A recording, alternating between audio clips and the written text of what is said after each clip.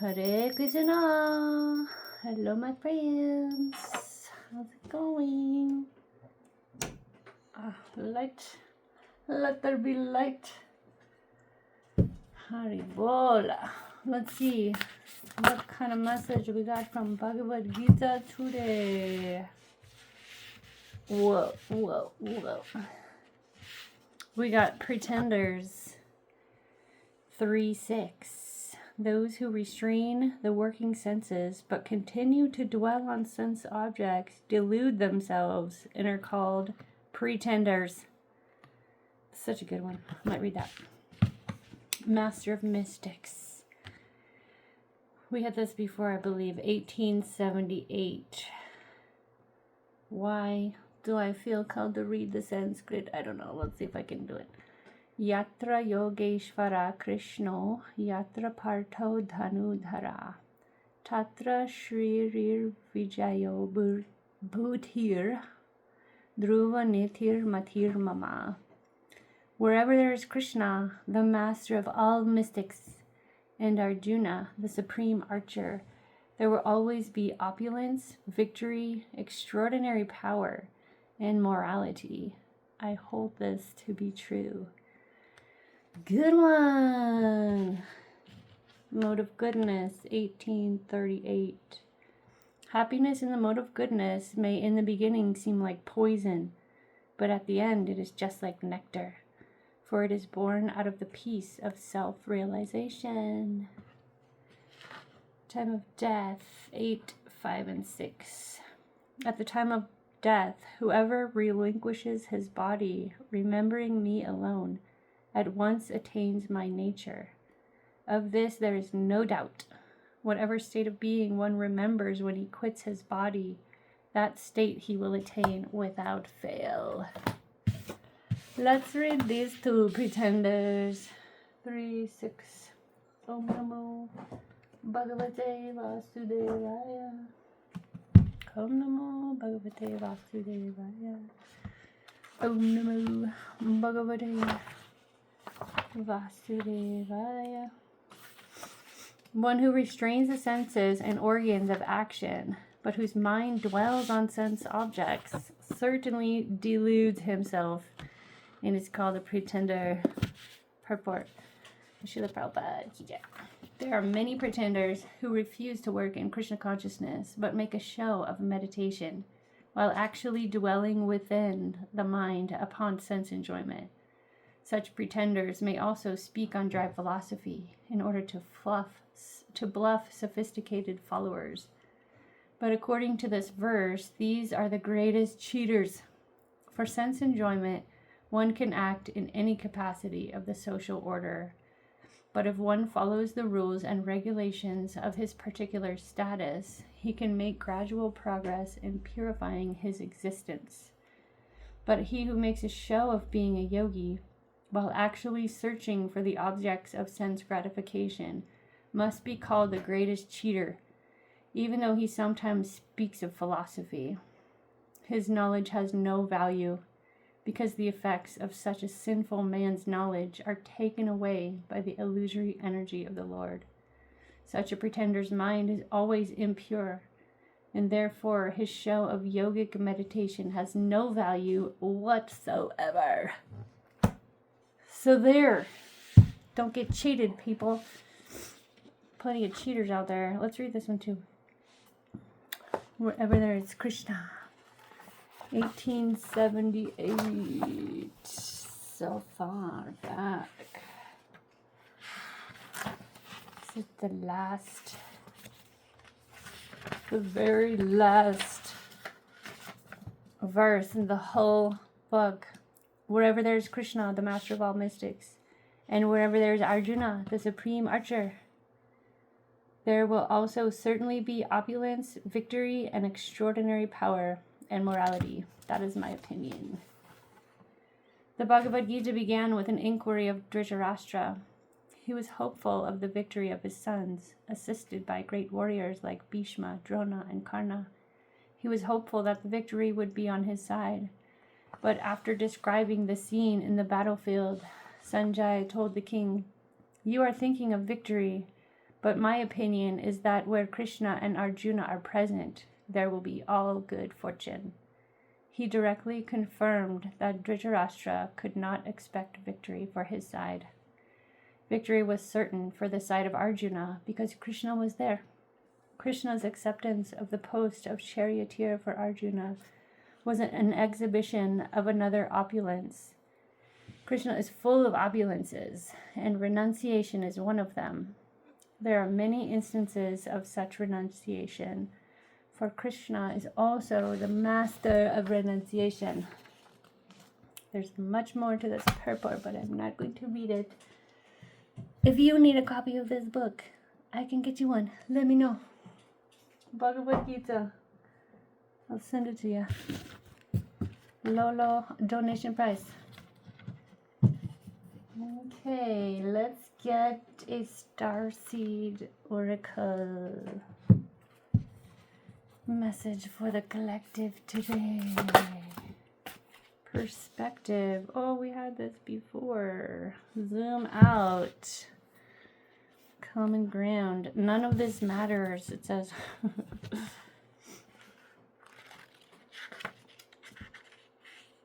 P. Perspective.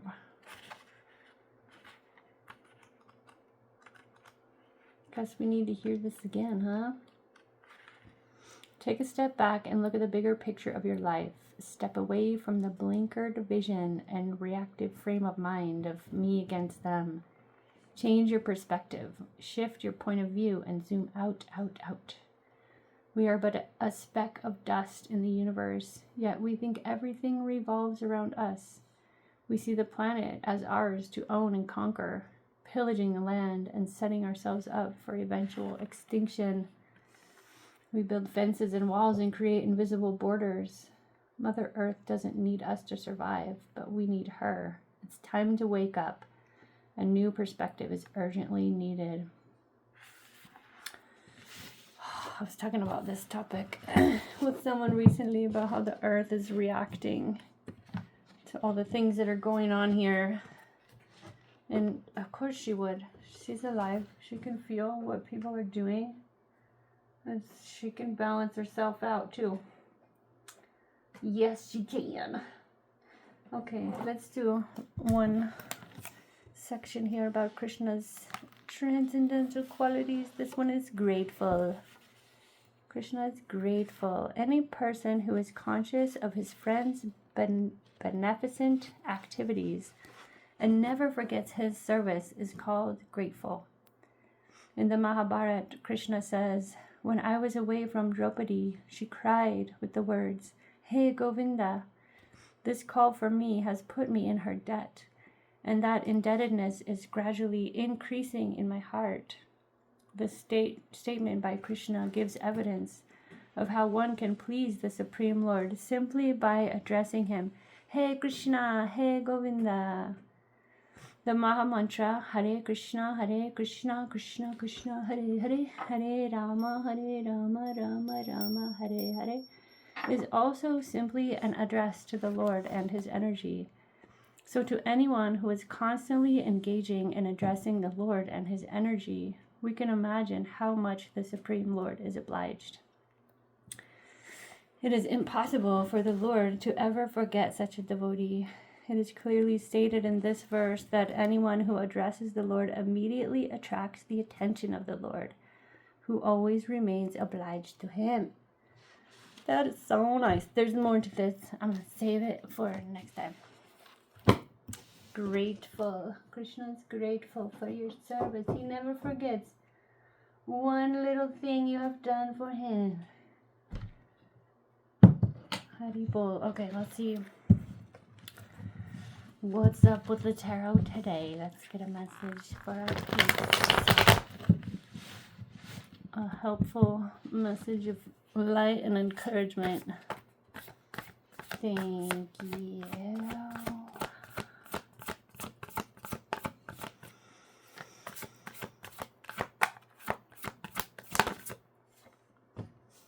Four of Cups, Six of Wands.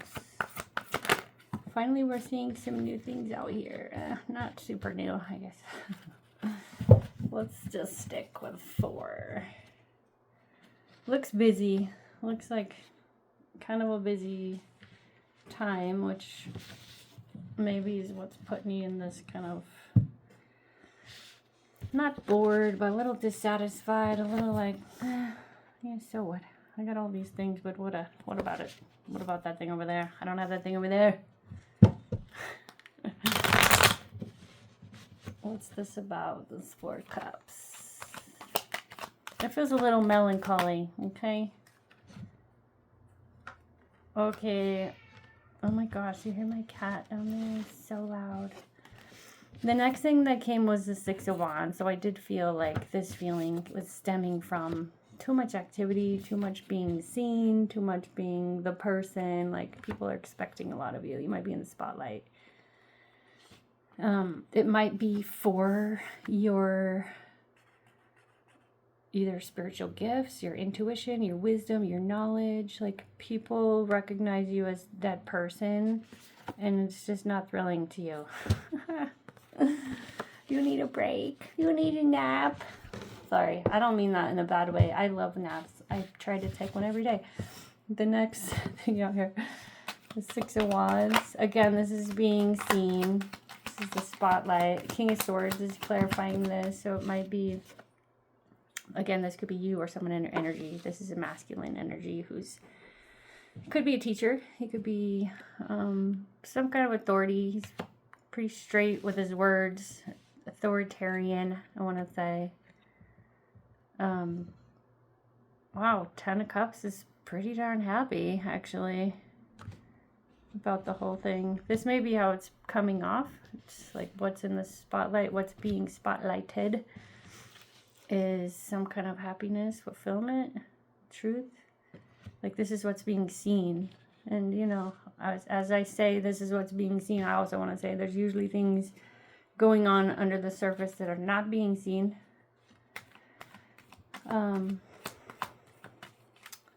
Yeah, 4 of Pentacles. This person is hanging on to their stability. It feels grounded. It feels a little tight, maybe a little too grounded.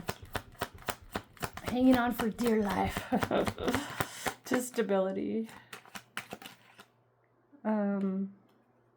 The Moon is here. And the 3, yeah, because you're not really sure what's coming. Yes, there's stability now. All the needs are met now. You have all the resources you need right now. But there's this unsurety or insecurity about the future because you can't see everything that's coming. And just not being able to see around the corner kind of makes you want to clench on a little more to what you have out of protection. And then the 4 of Wands is here. This is about coming together. It can be family, community, celebration. It's really matching up with the 6 of Wands energy here a lot for me. So maybe within your community or within your family, someone, maybe you, is seen, recognized, like out in the open.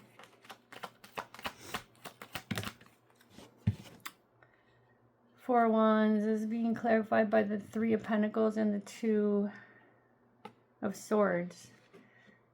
The 3 of Pentacles is about collaboration, working together. Sometimes it could be a spiritual community. Again, this is along the same line. So 2 of Swords is having to make a decision. It's going within. It's being very quiet, having to make a decision. This might have to do with this work you're doing together with the community. In the reverse, it's almost like there's no decision to be made, or it's already been made, or it's already decided. Okay. And then, again, the 3 of Cups. This is more collaboration, coming together. 6 of Pentacles, service, charity, karma. It feels like a lot of social activity, lots going on, and again, a little that's contributing to this kind of dissatisfaction. You maybe have too much going on. Let's get some advice and see what would be helpful at this time, or what is something you're not seeing that you can be shown now, maybe. Something you don't know. Or whatever wants to come through. Oh, Four of Swords. Ooh, Ace of Wands. Man. If it seems like the same advice comes out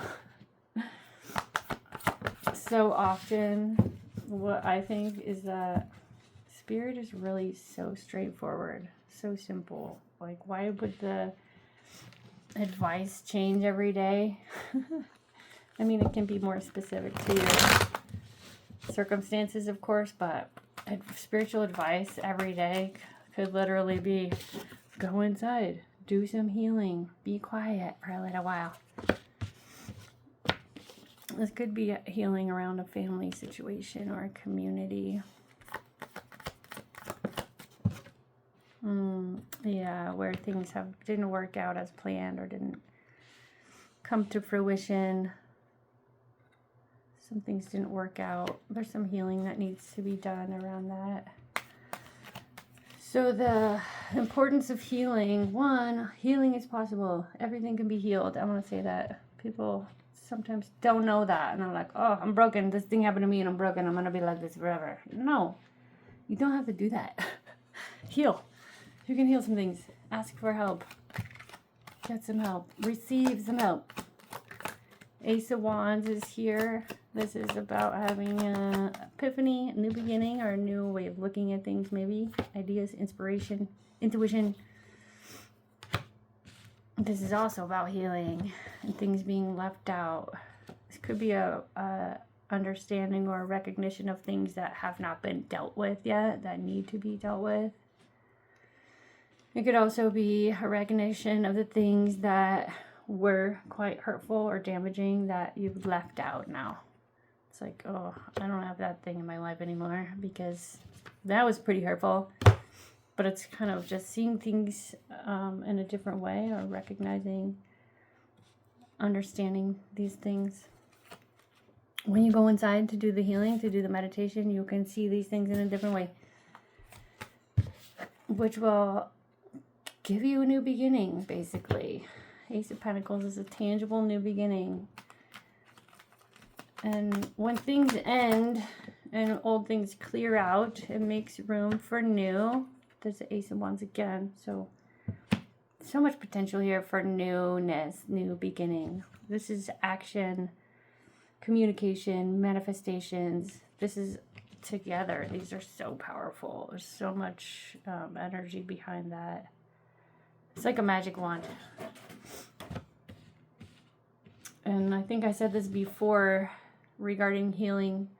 Once you are able to clear out some of that old junk that leaves you in this like sad or regretful or, pained space, once that clears out, it unblocks your creativity. It opens you up to so many more things. Ten of Cups is here. Again, this very happy, fulfilled, complete feeling. Knight of Swords is coming out here to clarify that, which is, it sounds, who cares what it sounds like? Chase your dreams. Run after your dreams. That's what I'm feeling. Like when you know what makes you happy, if it's actually good, if it's actually real, go get it. Go get it. The Empress is out here with the Seven of Cups. She might have way too many things going on. When I say chase your dreams, chase your passions, you can narrow it down and put more energy into the things that actually matter. So you can focus on what is worth your time and your energy and what really aligns with you. You'll be a lot more productive. Page of Wands on the bottom here. This feels very whimsical, childlike, free, ready to take a leap, ready to try a new thing. And that might be new for you. That might be as a result of cycles ending, new things beginning because old things are ending.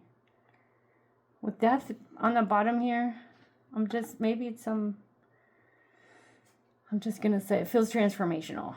that is the first time this has come up in this whole reading, right? And so the fact that it came at the end was like maybe a preview of something to come. But yeah, overall that was pretty good. 20 minutes in. Okay, I'm gonna wrap this up. Get you one more little quick thing here. Earth Magic Oracle. Okay, really quick. Reflection. Winter solstice. Is that backwards for you?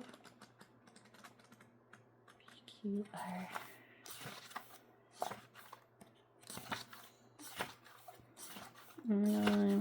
See what other rainbow, rain. Oh, because I'm looking for the wrong thing. Jeez. This midpoint of winter. Okay, we're definitely not in the winter solstice, but this is what came up. This midpoint of winter is not only the shortest day of the year, but also the longest night. The world is very still and the land dormant.